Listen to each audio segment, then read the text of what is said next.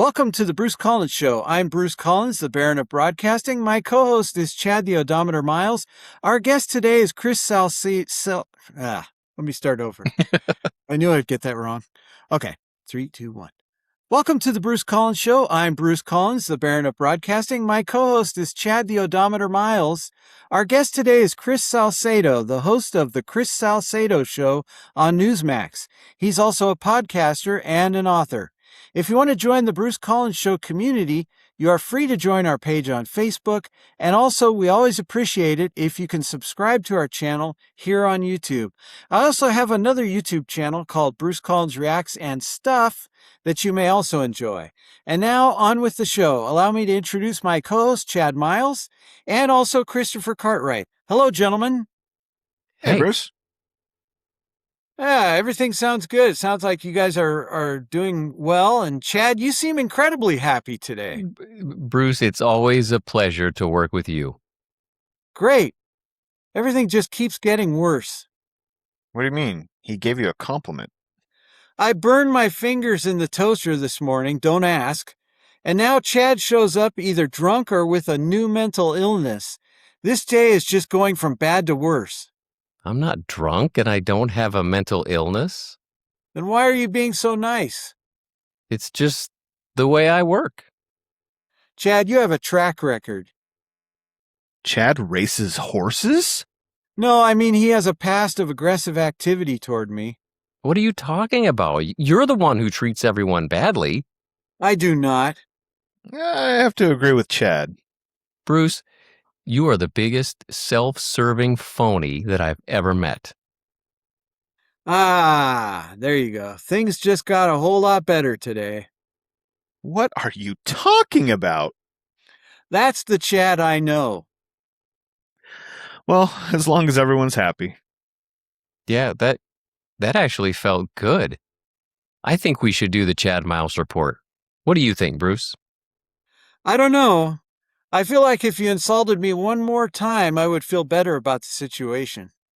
And for that reason, I'll move on with the dumbest news of the week.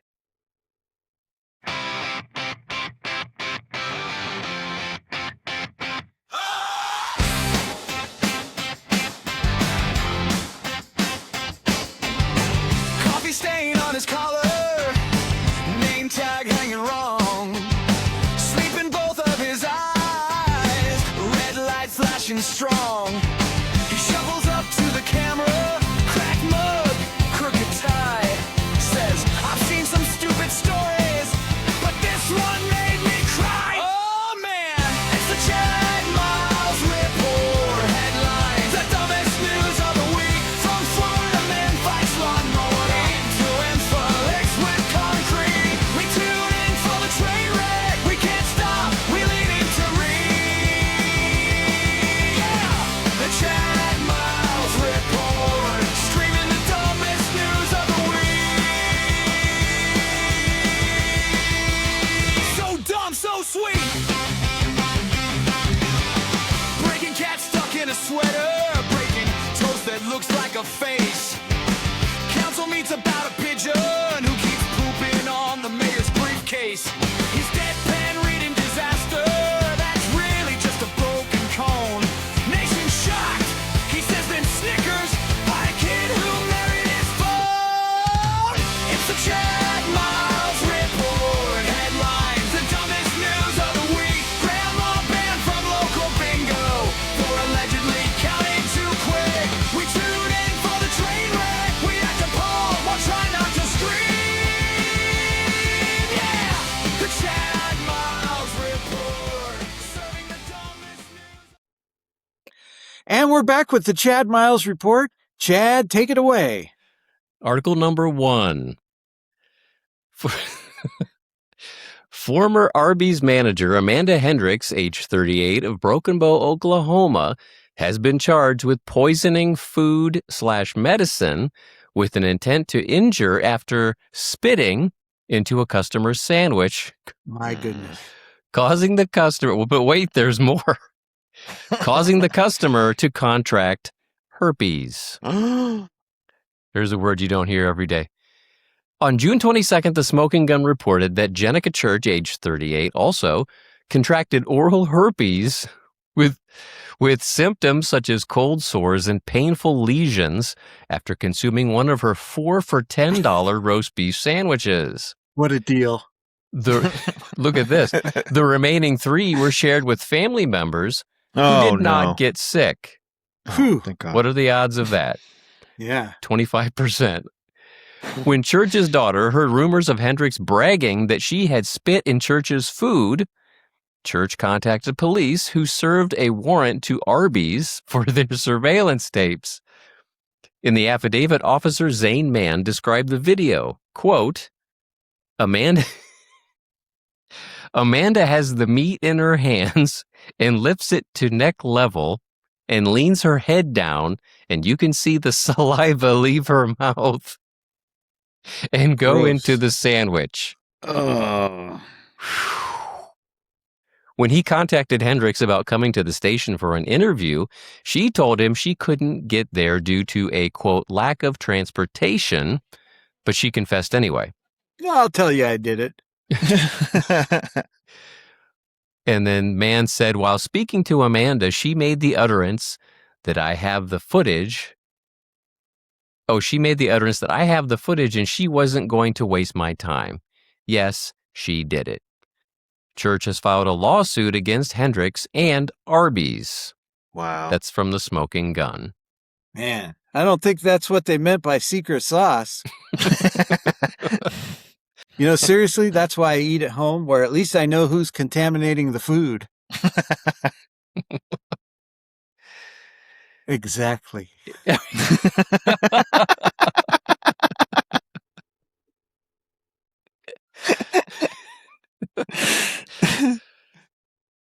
Article number 2. On June 24th, Nadi Jabari, age 46, was arrested in Hillsborough County, Florida, after he tried to impersonate law enforcement and conduct a traffic stop, complete with the familiar red and blue flashing lights, WKRN reported. Unluckily for him, the car he pulled over was an undercover vehicle that belonged to the Hillsborough County Sheriff's Office. Oh, Oh, no. man. The detectives quickly turned the tables and conducted a traffic stop of their own on Jabari. Their search of his black Chevrolet Suburban yielded an illegal emergency light installation, an emergency light bar, and a firearm. Jabari has been charged with false impersonation, unlawful use of blue light, and Wow. possession of a firearm. Unlawful use of blue light. When someone falsely presents themselves as law enforcement, they threaten the trust that exists between deputies and the community we serve, Sheriff Chad Cronister said. Chad. There's Sheriff another Chad. one. Yeah. This individual's actions were dangerous, deliberate, and illegal. We will aggressively pursue anyone who attempts to impersonate a deputy and use that deception to intimidate or endanger others. Wow. Wow. His police career lasted 30 seconds. And just think, he wanted to play cops and robbers. Turns out he got both roles. What are the odds you would pull over a cop? Yeah. That's like Not getting good. herpes from a sandwich or something. Exactly. What are the odds, right? I think I'd rather have herpes from a sandwich. At least it doesn't have Exactly. prison time. By the way, those are different herpes than the other kind. They're talking about herpes, aka canker sores in your Yeah, mouth. mouth herpes, yeah. Yeah. Still herpes. Just thought I'd make that clear. Article number 3. This is a feel-good story for everybody. An anonymous vigilante in Lagos de Moreno in Mexico's Jalisco state has been duct taping alleged thieves to lampposts, The Independent reported on June 29th. The first victim was found on June 13th, and since then, police have discovered 4 more individuals bound and taped. Some showed visible signs of battery. Oh. Others had mustaches, cat whiskers, and the word thief drawn on their faces. That man's an artist. Pink signs above the victims indicated the alleged thieves had been punished for stealing motorcycles. Police are investigating the alleged crimes as they search for the person responsible for tying the men up. Mexican journalist Luis Cardenas has dubbed the perpetrator the Batman of Lagos de Moreno. Wow. That's from The Independent. How much do you want to bet the police aren't really pursuing this very hard? Could be a cop with downtime too. Duct tape is what happens when Batman shops at Home Depot. And since this is Mexico, Batman's arch enemy is known as the hooker. The hooker. Article number 4. The owner of Wakatori, a Japanese restaurant, revealed his secret to the eatery's award-winning fried chicken. 66-year-old frying oil. Oh, wow. Man. Oddity Central reported on June 19th. Following pushback on social media and warnings from food experts, third-generation owner Yoshihiro Zushisha, I probably butchered that name, I'm sorry, explained that the oil is cleaned and filtered every night before being added to a new batch of oil the next day, Sure. resulting in oil that contains traces of the original oil, but isn't comprised solely of it. 66 years old. On the bright side, the oil is now eligible for Social Security. The chicken is fresh. The oil has grandchildren. That is disgusting. I heard, and I don't know if this is true, but I heard Tootsie Rolls are made in a similar way. Really? Ooh. That you have to take a portion of the batch from the day previous and add it to the next batch. But 66 years worth? Let us know in the comments if that's true. Well, that's how they do the mystery flavor too. You know that?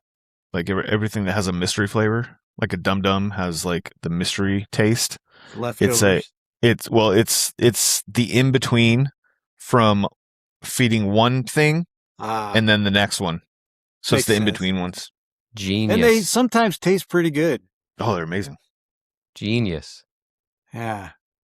That's the entrepreneurial spirit In Japan. of the 250 years of the United States of America. Yeah. Article number 5. A man from Zhejiang province in East China has been sentenced to prison after authorities reviewed electricity consumption in the area, leading them to discover over 300 pythons in his apartment. That's Oh a my gosh. lot. That's a lot. Pythons thrive in specific environmental conditions, so investigators deduced that a breeder would need to use significant energy to maintain them. They could film a movie in there with Samuel L. Jackson. Snakes in an apartment. On June 23rd, people reported that the man, known only as Guo, lived alone and posted his snakes for sale on social media. Investigators also found 2 other people who were part of the operation and dozens of additional pythons at a separate location.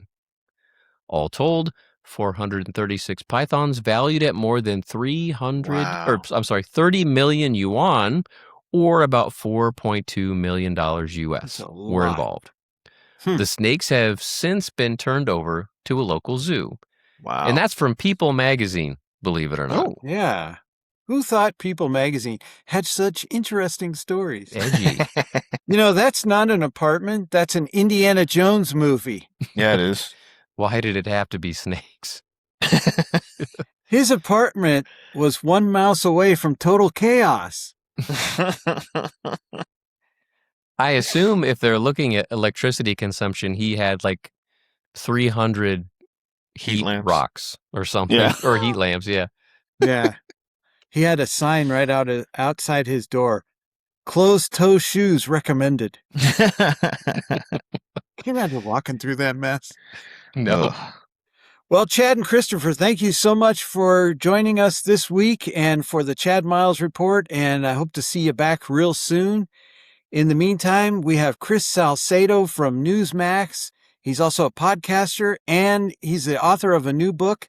He'll be joining us in a moment. Our guest today is Chris Salcedo. Chris Salcedo, author of The Rise of the Liberty-Loving Latino, A New American Revolution, is a veteran broadcaster, author, and a political analyst. Salcedo hosts both the Chris Salcedo radio show, heard on AM 700 KSEV Houston, and on 820 AM WBAP in Dallas-Fort Worth. And he was the host of the Chris Salcedo Show on Newsmax TV. He also hosts the Salcedo Storm podcast. Chris's website is chrissalcedo.com. Chris Salcedo, welcome to the Bruce Collins Show. Howdy, Bruce. How you doing, man? Thanks for the invite. It's great to have you on. Now, one thing I have to point out that came to me as I'm reading this bio is Houston is east of Dallas. They have a radio call letters that start with a K. Dallas's starts with a W. Is there a strange crooked line that goes through Texas? No, my understanding from the engineers, the W's are legacy radio stations that started out before the K's were introduced, and these were just massive. And by the way, I left WBAP back in 2021, so just FYI. But anyway, WBAP is one of these legacy radio stations that has like 50,000 watts. They're all grandfathered in. The W's, anywhere you see a W around the country, this is before the FCC started creating regulations. The K's came after, and they have all these power requirements and limitations so as to not bleed over into other markets. So that's how you know when you're listening to a legacy radio station. It's got a W in front of it. It's one of the big boys that originally pioneered radio in the country. Interesting. Now, I do know one thing that is up to date, and that is that you are a celebrity among a few major superstars out there. One is Ice-T, another one is Vivica A. Fox, and another one is Mario Lopez. Yep. You are one of the spokespeople for Car Shield. How did that come about? Car Shield. That was just, I was approached by one of their teams, their advertising teams, said, hey, would you like to, do you have Car Shield? I said, no. Do you have a warranty? No. I said, well, what do you think about them? Well, so I did some reviews, and there were a couple of hiccups that they had in their past, and I talked to them about it, and they're really diligently working hard to make sure that they addressed every issue they could, and trying to come out in full force and saying, hey, we are the warranty for your car to help you defray some of these costs. And I love the work they were doing. So I just decided to become a spokesperson. The rest is history. They're just great folks. Awesome. I see you every once in a while. Now, Chris, before we get to your book, can you tell us about the Conservative Hispanic Society and your role in this organization? Yeah, I've been the executive director for, since 2013, I believe. 2013, maybe even before that. The executive director, now granted, the organization isn't very politically active at this point, but what has always stuck with me about the organization is it has a slogan, vote your values. And notice, it's not the Republican Hispanic Society, it's the Conservative Hispanic Society. There's a set of values that the Conservative Hispanic Society believes in living up to. Not every Republican believes in those values. Right. So let's talk about your book, The Rise of the Liberty-Loving Latino, A New American Revolution. What inspired you to write this book? Well, it's my moniker. I am the Liberty-Loving Latino in these once United States. And so I decided after my interview with President Trump to write things down. It's kind of a culmination of how, when I got out of news and got into opinion media, how Liberty-Loving Latino has been how I've described myself to differentiate me from loudmouth leftist Latinos out there. So that has become my moniker and how I've defined myself. And with the interview with President Trump, it seemed to be a perfect time to just put it all into a book, because it seemed to culminate with a massive, shall we say, conversion of Liberty-Loving Latinos voting for the America First agenda more than any, air quote, Republican had ever gotten from the Latino community in U.S. history. Majority of liberty-loving Latino males voted for President Trump, and 48% of the Latinos writ large voted for President Trump. And thank God it was President Trump there and not milquetoast fake Republicans like Mitch McConnell or Paul Ryan. They actually had a real choice. And if it was the establishment Republicans who were running the party at the time, I doubt those millions would have crossed over and voted for President Trump or voted for whoever was in his place. Thank God it was President Trump who gave us something to vote for. Yeah. Is the crackdown on the border still a sore subject with many American Latinos, or is that shifting to more important issues for Latinos who are American citizens? I'm not sure it was ever a sore spot for Latinos. A crackdown on the border. I mean, the reason why so many people came here from other countries was for the stability of the rule of law. And the idea, and this is now granted, there are leftist Latinos out there, loudmouth leftist Latinos who do love breaking the law, who do love thumbing their nose at the Constitution.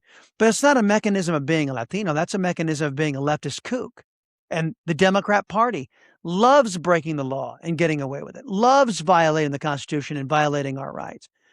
The people who love illegal immigration are not defined by their race or their ethnicity. They are defined by their ideology, and they are exclusively left-wing nutcases. Mm-hmm. And you make the point that Latinos are awake, not woke. And you say President Trump is directly responsible for this, correct? Yes. Again, because he gave them something to vote for. Like, I'll give you an example. In the Latino community, when the leftists started pushing this idea that little Susie can be little Johnny and little Johnny can be little Susie, this whole trans idiocy, Latinos said, what? And it got to the point to where left-wingers were saying to the Latino community, hey, we're going to need you to change the beautiful Spanish language for us because your Spanish language is politically inconvenient for us. And we said, what? Yeah. For those of you who have taken first-year Spanish, you know there are certain words that some are masculine words, they ended in O. Some are feminine words, they ended in A, Latino, Latina, okay? The left wing came and said, we're going to need you to change that to Latin X, just so we can have this crazed cultural Marxist idiocy make sense. And Latinos, even if you're a left-wing Latino, a lot of them said no. 90% of Latinos, according to polling, said, no, thank you. We're not going to allow you to bastardize the Spanish language today. So that was President Trump drawing distinctions between those who are America first and those who are America last. And it resonated with Latinos out there. Mm-hmm. So what values specifically would you say are driving this shift? Is it economics, faith, family, patriotism, or is there something that we don't see in the public that's driving it? Yes. The answer to your question is yes. All of the above. All of them. Yeah, all of them. Of course, many people in the Latino community are God-fearing Christians, Catholics, and the godless nature of the Democrat Socialist Party also doesn't sit very well. Their dedication to their sacrament of abortion. They love sacrificing the defenseless among us, children in the womb. And a lot of Latinos do not support that. And with President Trump, and he hasn't always been this way, and he freely admits it, that he was a convert to being pro-life, and he promised that his administration would be protecting human life. So again, another win for liberty-loving Latinos where they could support President Trump. And, frankly, many in the Republican Party are saying, we got to abandon this pro-life issue. It's so divisive. And, many of Rush Limbaugh talked about this extensively, at how Republican males were getting their ears chewed off by their wives, saying, you got to abandon children. Let's just get rid of the whole opposition to slaughtering children in the womb. And that's where the Republican Party was, quote, moderating. Of course, what they would call moderating, what we would call selling out the next generation. It hasn't done the communists any good over in China, and I don't think it will do us any good here if we ever give up on that fight. And thank goodness liberty-loving Latinos have joined a lot of conservatives in not giving up that fight. Mm-hmm. Liberal political analysts seem to be like small-town meteorologists. They always get it wrong. Yeah. What do political analysts misunderstand about Latino voters? Well, they first off assume that we all love breaking the law. That's a mechanism, because they do, because a lot of these left-wing so-called journalists are just that, left-wing, and you can't be a journalist and be left-wing. You just can't. I haven't met in the modern era somebody who can check their left-wing biases at the door. Not very effectively, anyway. So that's one misperception. There's also another misperception that all Latinos are a bunch of open border nutcases, which we are not. There's also a perception that that we would sell our own faith, our own God, our own mothers, our own families up the river just for left-wingers' political fortunes. And the left discovered, in particular the left along the U.S.-Mexico border, they discovered in short order that Latinos were not willing to sell out their families just to benefit the Democrat Party. You may not know this, but before 2024, all of the counties that lined in Texas, my home state of Texas, that lined the Texas-Mexico border were all blue. They all voted Democrat. And these Democrats were coming on my show saying, we're begging and pleading with Beijing Biden to stop the invasion, to stop the destruction of our communities. And the Democrats said, nope, not going to pay attention to you. They gave them the proverbial hand. And these left-wingers who had been abandoned by the Democrat Socialist Party started coming and talking to me saying, we're begging and pleading, and they just won't listen to us. So all of those counties broke red in the 2024 election.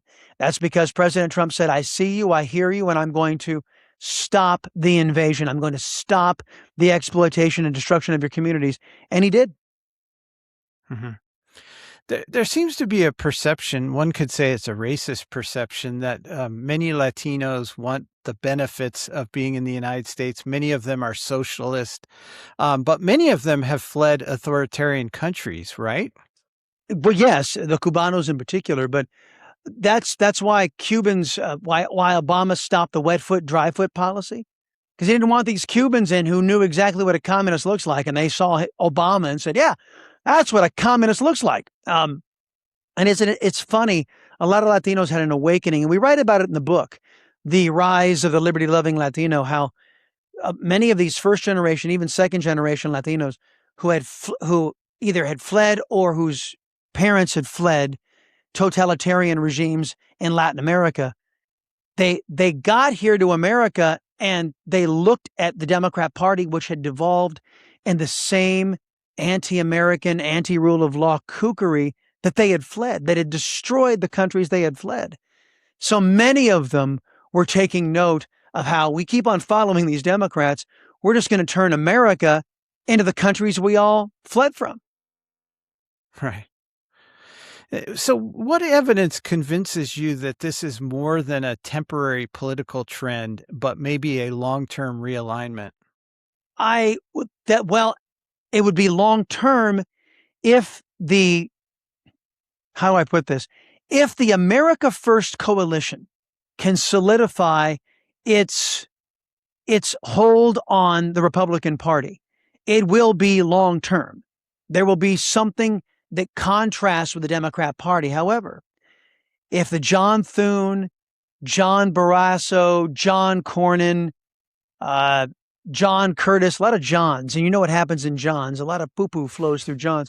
Yeah. If they are the ones who recapture control of the Republican Party and they just become an extension of the Democrat Party, part of the uniparty establishment, there will be no long-lasting, enduring contribution the Latino community will be providing the Republican Party, because they'll be selling nothing that liberty-loving Latinos want.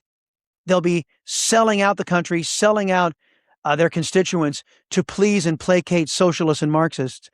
If John Thune and his cabal of Senate Republicans get their way, there will be no long-lasting legacy of Latinos sticking to the Republican Party. Remember, they crossed over for Trump, and Trump provided something that we call a contrast, a choice. President Trump believed that Democrats deserve and have earned opposition. Not every Republican believes that. Mm-hmm. Again, I want to remind our listeners and watchers that we're speaking with Chris Salcedo.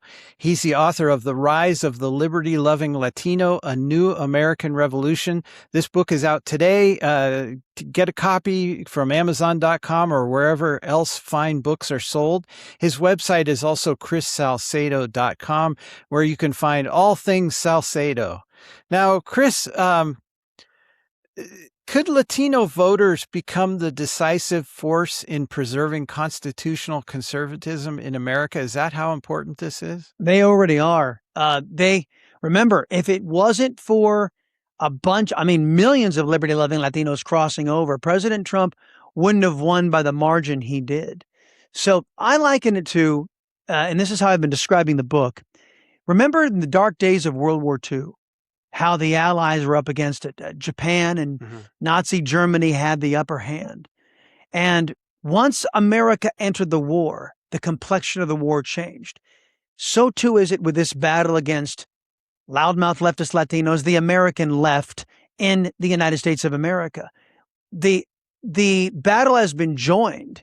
All the conservatives that were already in the conservative movement have been joined by millions of liberty-loving Latinos, and the complexion will turn of that battle as well. I firmly believe it, because the Latino community, number one, is growing. They don't believe in aborting their next generation. So it's a growing demographic. And the Democrats have lost the initiative. They started calling us misogynists when we didn't vote for the most unqualified individual ever to run for president. With Obama and Hillary walking around, that's saying something. But coronated Kamala, when we didn't vote for coronated Kamala, who didn't get one primary vote, they called us misogynists for not supporting her. So a lot of Latinos remember how the left turned on us when we didn't do exactly what they wanted. And, I'll say this about the Black community. They are they are successfully accepting a great Black awakening, and it's about time. And we in the Latino community owe our Black brothers and sisters so much. A debt of gratitude for taking the slings and the arrows. Look at what the Democrat Party has done to their communities. The Black family completely destroyed, courtesy of Democrat socialists and their anti-American policies. And we Latinos, this is my mission. We're bound and determined we Latinos won't go down that same loser path. Mm-hmm. Chris, imagine a young Latino voter or any other ethnicity who's been told his entire life that he must think a certain way because of his ethnicity. What's the message you want him to hear before we end this conversation today? Oh, that's mine I've already put out there. Vote your values. Don't let anybody else define you. You define you.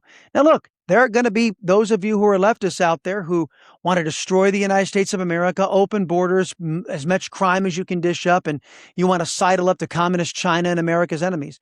You do you.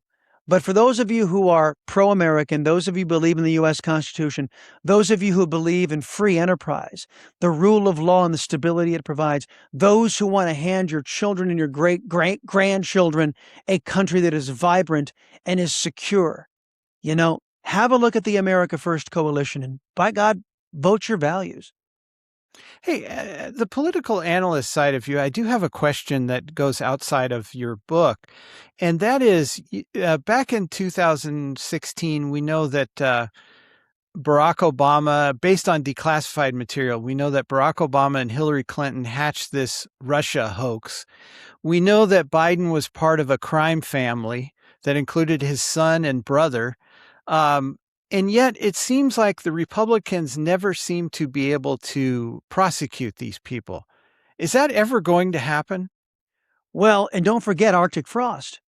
Mm-hmm. Arctic Frost was the Beijing Biden and President Otto Penn weaponizing government against nearly the entirety of the Republican Party. These illegal searches of their private phone records of sitting U.S. senators, the entire Republican Party was targeted by our own government, courtesy of socialist and Marxist Democrats. And even given all of that, given Crossfire Hurricane, Arctic Frost, the weaponization of government, where government actually paid social media using our taxpayer dollars to silence Americans, completely unconstitutional, completely lawless. Despite all of that, you've got fake Republicans right now in the United States Senate who are willing to fight to allow Democrats to cheat at the ballot box by denying the Save America Act. So the answer to your question is there are an uncomfortable number of Republicans who look at all the damage Democrats have done and said, I want more of that. And they're working right now to hand over this government back to those very same people. Remember, those same senators who were illegally surveilled, they voted themselves $500,000 in compensation. And these same senators denied a compensation fund for victims of Beijing Biden and President Otto Penn's government when they abused the power of government. That tells you the caliber of these fake Republicans and who and what they are. So the reason why there's no justice coming for Democrats is there are enough Republicans who are committed to making sure those Democrats get away with breaking the law and violating the public trust.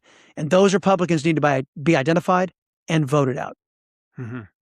Wow. Again, we're speaking with Chris Salcedo, author of The Rise of the Liberty-Loving Latino, A New American Revolution.